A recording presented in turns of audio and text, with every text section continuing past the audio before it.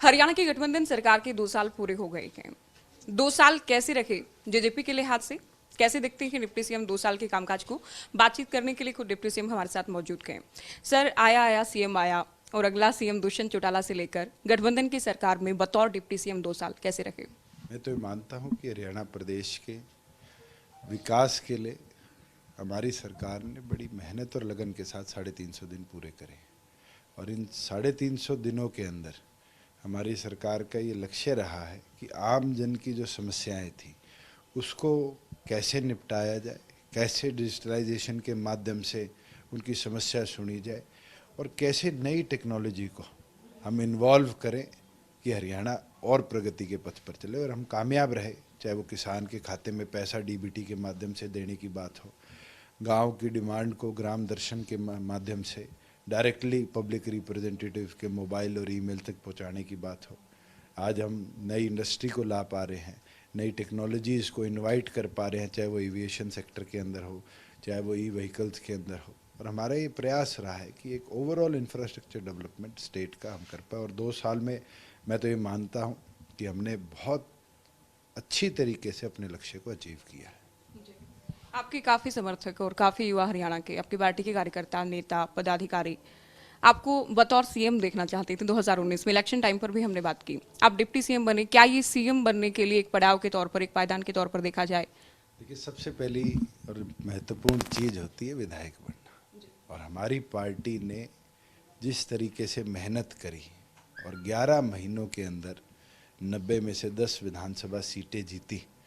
मैं तो ये मानता हूँ 18 लाख वोट आना भी एक बहुत बड़ी अचीवमेंट थी और उसके लिए एक एक कार्यकर्ता ने दिन प्रतिदिन मेहनत कर कर पार्टी संगठन को यहाँ पहुँचाया है। और डॉक्टर अजय सिंह चौटाला जी के नेतृत्व में जिस तरीके से अब संगठन का विस्तार हो रहा है, आने वाले समय में और पार्टी को हम पूरे प्रदेश में जो बची 80 विधानसभा सीटें थी उसके अंदर भी मजबूत करने का काम करेंगे।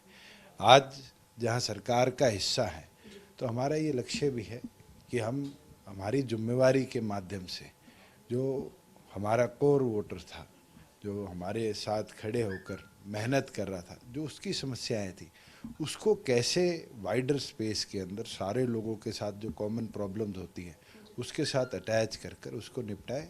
और हम देखते थे कि किसान का पैसा शायद आड़तियों के पास तो आ जाता था, मगर किसान के खाते में आना या किसान को वो पैसा मिलना किस्ते की तरह बनता था कि एक टाइम पे पैसा पूरा नहीं मिलता था, महीने महीने वेट करनी पड़ती थी। मगर आज किसान सक्षम हो चुका। अगर उसकी फसल बिकती है लाख रुपए की, 2 लाख रुपए की, तो सरकार उसको खाते में पैसा देती है, वो जाके अपने पैसा आड़ती के पास रखे, बैंक में रखे, वो उसकी मर्जी है।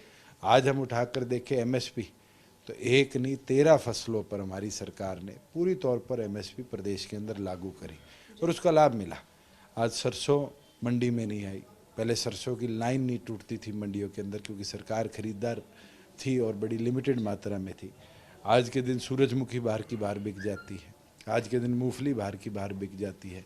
हमने भावांतर भरपाई योजना में जहाँ पहले 4 फ्रूट्स एंड वेजिटेबल्स थे, आज उसका स्कोप बढ़ा के 17 पे ले जाने का काम किया। तो ये एक एग्रीकल्चर सेक्टर का उद्धार था। किसानों पर हम विस्तार से बात करेंगे, लेकिन जिस वक्त गठबंधन हुआ काफी लोगों को लगा कि जिन लोगों ने बीजेपी के खिलाफ आप लोगों को वोट दिया उनके साथ ठगी हुई। क्या इन 2 साल में उन लोगों को भी आप साथ ला पाए? 2 साल के दौरान ज्योति जी, क्या उनने कांग्रेस के पक्ष में वोट हमें दिया? बीजेपी के खिलाफ दिया। तो क्या कांग्रेस के पक्ष में दिया? हमारे संगठन को वोट मिला, वो कांग्रेस के विरुद्ध भी था, बीजेपी के भी विरुद्ध था।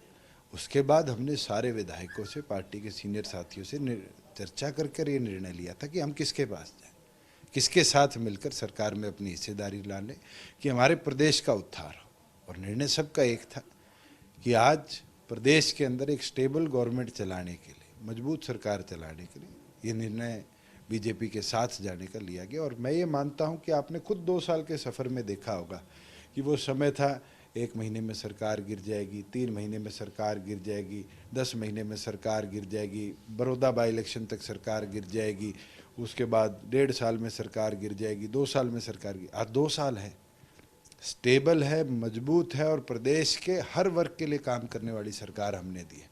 और हमारा लक्ष्य है कि हम 5 साल इसी तरीके से प्रदेश के हित की लड़ाई को लड़े, ऐसी योजनाएं लेके आए जिससे हरियाणा प्रदेश की जनता को उसका लाभ मिले।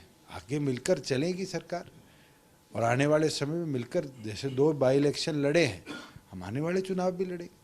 आपके राजनीतिक विरोधी बहुत ज्यादा हैं बीजेपी की तुलना में। हो सकता है कि आप बड़े कद के नेता हैं, इसलिए आपका विरोध भी ज्यादा है। सर, ऐसा क्या हुआ कि आपके विभाग से जुड़े ज्यादा गड़बड़ झाले या घोटाले सामने आए, या केवल उन्हीं बातों को उठाया गया? ज्योति जी, बड़ा नेता मैं नहीं हूँ, मैं तो छोटी उम्र का नेता हूँ, और ये खतरा सबके लिए। नहीं, पीएम ने भी आपको बड़े कद का नेता बताया। मैं तो ये बोल रहा हूँ ना, मैं छोटी उम्र का नेता हूँ, ये खतरा सबके लिए। खतरा जब भी था जब मैं 25 साल का सांसद बना, और खतरा अब भी है जब मैं 31 साल के अंदर प्रदेश सरकार के अंदर नेतृत्व कर रहा हूँ। आज लोगों को ये डर लगता है कि हम 70 के हो गए, हम 80 के हो गए, हम 50 के हो गए, क्या ये छोरा जो है ये तो 50 साल राजनीति करेगा, इसका करियर खत्म करो। ना तो मैं उससे डरा। किसान आंदोलन में लोगों ने प्रदेश सरकार का जहाँ कोई लेना देना नहीं था, ये कहा दुष्यंत इस्तीफा दे दे। आज जिन लोगों ने इस्तीफे दिए, क्या उनके इस्तीफे से कोई परिवर्तन हुआ? हरसिमरत कौर बादल केंद्र मंत्री पद छोड़ के आई, क्या कानून में कोई बदलाव आया? एजेंडा कानून के खिलाफ एजिटेशन का कुछ और है। आज मैं तो 2 साल पूरे होने पे ये कहता हूँ कि क्यों ये लोग पीछे हट रहे हैं। जो 40 लोग नेतृत्व कर रहे थे, आज ये खुद आकर चर्चा क्यों नहीं कर रहे कि बदलाव क्या चाहिए? कानून वापस ले लो। उन कानूनों को ना इम्प्लीमेंट होने का इस बार असर दिखा कि जो हमारी पंजाब और उत्तर प्रदेश के साथ लगती हुई मंडियाँ थी, उसका अनाज, उसकी जीरी, उसकी गेहूं हमारे प्रदेश में आके नहीं बिक पाई। उसका एग्रीकल्चर लॉस जो जीडीपी में हुआ, वो हरियाणा प्रदेश को झेलना पड़ा। हमने अनुमान लगाया था कि हम 67 लाख मेट्रिक टन हम प्रदेश के अंदर पैडी की प्रोक्योरमेंट करेंगे, और मैंने जो रिव्यू लिया है, हम शायद 52-53 पे रुक जाए। 15 लाख मेट्रिक टन जो उत्तर प्रदेश और पंजाब के फार्मर आके हमारे यहाँ बेचते थे, जिससे हमें मंडी फीस आती थी, जिससे हमें HRDF सेस आता था, आज वो प्रदेश को नुकसान है। और वो इसीलिए नुकसान है कि कुछ चुनिंदा लोग उन एक्ट को इम्प्लीमेंट होने नहीं देते। बिल्कुल वो 4% की बजाय 1% टैक्स आता, मगर आता तो प्रदेश को। एग्रीकल्चर जीडीपी बढ़ता तो प्रदेश का बढ़ता। आज कहा जाता है कॉन्ट्रेक्चुअल फार्मिंग से जमीन में कब्जा हो जाएगा। आप केरला उठाकर देखो, आज के दिन भी बड़ी बड़ी चाय की कंपनियां वहाँ फार्मर्स के साथ टाई अप कर कर चाय की खेती करती है, और 15-15, 20-20 हज़ार एकड़ में खेती होती है। पंजाब, जहाँ से विरोध शुरू हुआ, वो फर्स्ट स्टेट था जिसने कॉन्ट्रेक्चुअल फार्मिंग का एक्ट प्रदेश विधानसभा में पारित किया। आज वो इसका विरोध कर रहे हैं, और किस सोच के साथ कर रहे हैं, मेरे तो समझ से बाहर है। अच्छा, एक वक्त वो भी था जब लोग पलकें बिछा के इंतजार करते थे कि दुष्यंत आएंगे, उनका स्वागत करेंगे। एक वक्त ये है कि फोर्सेस लगानी पड़ती हैं। अभय की ओर से तो कहा भी गया कि दुष्यंत जहां पर जाते हैं लगता है कि कश्मीर में आए हैं, और कश्मीर का इलेक्शन अगर हो तब भी शायद ऐसी स्थिति ना बने। ये अंतर आप कैसे देखते हैं? क्या सरकार के साथ जाने का परिणाम ये है? ज्योति जी, मैं तो ये मानता हूँ कि ना तो इन तथ्यों के अंदर कोई सच्चाई है। मैं फील्ड के अंदर गया हूँ, और ऐसी ऐसी जगह भी गया हूँ जहाँ पीक पे एजिटेशन के अंदर विरोध था, मगर आज के दिन हम लॉ एंड ऑर्डर सिचुएशन को बदहाल नहीं करना चाहते। कुछ असामाजिक तत्व हैं, जैसे हमारे विधायक देवेंद्र बबली की गाड़ी का शीशा तोड़ा गया, रणवीर गंगवा डिप्टी स्पीकर की गाड़ी सिरसा के अंदर तोड़ी गई। ऐसे ऐसे उन असामाजिक तत्वों ने कई व्यवस्था खराब करने का काम किया है। मगर हमारा प्रयास है कि पूरे प्रदेश में law and order situation peaceful रहे और हम कामयाब रहे। इन 300 दिनों के अंदर भी ऐसी कोई घटना नहीं हुई जहां हमें एक्स्ट्रा ऑर्डिनरी बल प्रयोग करना पड़ा। बिल्कुल करनाल के अंदर एक घटना सामने आई थी, और हमने उसको जुडिशियल इंक्वायरी में भी दे दिया रिटायर्ड हाई कोर्ट जज के, कि वो इंक्वायर कर कर इसका दूध का दूध पानी का पानी करे कि गलती असलियत में थी किसकी। अच्छा, सवाल ये भी कि क्या गठबंधन पार्टियों का हुआ, उसमें आपकी पार्टी के नेता और समर्थक भी साथ आ पाए? क्योंकि बहुत से लोग ये कहते हैं कि आपके विरोधी की जितना तेजी से आपका ग्राफ ऊपर गया था उतना डाउन भी आया है। क्या ये सच है? अप आया है, डाउन आया है, ये तो अगले 3 साल बाद पता चल जाएगा। मगर आज के दिन दोनों पार्टियों ने, चाहे बड़ौदा की लड़ाई लड़ी हो, चाहे अब एलनाबाद का चुनाव लड़ रहे हैं, मिलकर एक एक कार्यकर्ता ने उस चुनौती को पूरा किया। मिलकर दोनों पार्टियों ने मेहनत करी है, और यहाँ साथ आना दूर रहना एक चर्चित बातें जरूर हो सकती है, मगर हमारे दोनों संगठनों के कार्यकर्ताओं ने संकल्प ले रखा कि प्रदेश हित में अपना कार्य वो करते रहे। डिप्टी सीएम आप हैं सरकार में, साथ ही आपके संगठन की बात करें, कभी पार्टी विधायकों को लेकर भी मुश्किलें आपको उठानी पड़ी? दादा गौतम किस तरह के बयान देते हैं, कई बार बबली की बात करें, पार्टी लाइन से अलग बयान उनकी ओर से दिए गए। देखिए, किस विषय पर दिए गए और विषय पर सोच जरूर अलग हो सकती है, मगर जहाँ पार्टी की बात है, कोई एक व्यक्ति के बारे में तो मैं चर्चा नहीं करूँगा, मगर हमारे तमाम पदाधिकारी पूरी निष्ठा और समर्पण के साथ एक होकर काम करें। कोई वाद विवाद होता है तो हर परिवार में भी होता है और पॉलिटिकल पार्टी में भी होता है। आज कांग्रेस के सिटिंग एमएलए एमपी टीएमसी में ज्वाइन कर जाते हैं, बीजेपी के ज्वाइन कर जाते हैं, इस्तीफा दे देते हैं। ये तो चलता रहता है राजनीति के अंदर। चौधरी देवीलाल तो सरकार बना के लेके आए थे और भजनलाल सबको लेके भाग गए। आया राम गया राम भी तो इस प्रदेश ने देखा है। पर हमारा प्रयास है कि हम एक परिवार की तरह तमाम विधायकगण भी पदाधिकारीगण भी काम करते रहेंगे और इस संगठन को और मजबूत करेंगे। जेजेपी बाई इलेक्शन में अगर लड़ने का मौका मिलता है तो जेजेपी क्यों नहीं लड़ती? बड़ौदा में भी आप लोगों ने, मैं पहले भी बात कर रही थी इस पर, बड़ौदा में भी आप लोग नहीं लड़े, इलाहाबाद में भी नहीं लड़ रहे।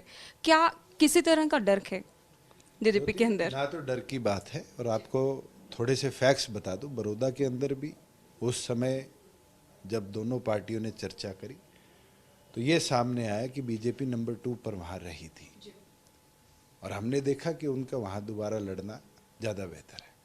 आज के दिन इलाहाबाद की बात करें तो हमारे कैंडिडेट को उस समय 7,000 वोट मिले थे और भारतीय जनता पार्टी का उम्मीदवार सेकंड आया था।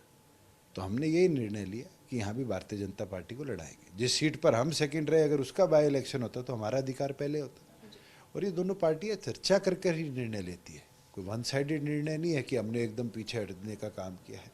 निरंतर मेरी भारतीय जनता पार्टी के केंद्रीय नेतृत्व से भी, प्रदेश के नेतृत्व से भी चर्चा हुई है और उसके बाद ही सारे हमारे संगठन के साथियों से चर्चा करने के बाद ये निर्णय लिया गया कौन सी पार्टी चुनाव। 2 साल में सीएम साहब से कैसा रहा तालमेल? 5 साल तक चलेगा गठबंधन, आप आश्वस्त हैं इस बात को लेकर? मैं तो ये मानता हूँ कि 5 साल मजबूती के साथ प्रदेश में गठबंधन सरकार चलाएगी। बहुत शुक्रिया आपका, बातचीत आपने की। तो हरियाणा के डिप्टी सीएम दुष्यंत चौटाला को आपने सुना। दावे से कहा गया कि 5 साल सरकार चलेगी। जनता से राय ली गई थी, समर्थकों से राय ली गई थी, उनकी राय पर ही हमने गठबंधन किया था और जो जो मैनिफेस्टो में वादे किए गए थे उन तमाम वादों को पूरा करने का 2 साल में भी काम किया गया, आने वाले दिनों में भी काम किया जाएगा। कैमरा पर्सन जसवीर मलिक के साथ में ज्योति सांगवान, सिरसा खबरें अभी तक।